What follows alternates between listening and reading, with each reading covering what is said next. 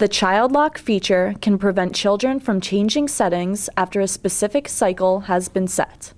To activate the child lock, you must first select the desired cycle. Once the cycle is set, press and hold the two buttons noted on the control panel simultaneously for 3 seconds.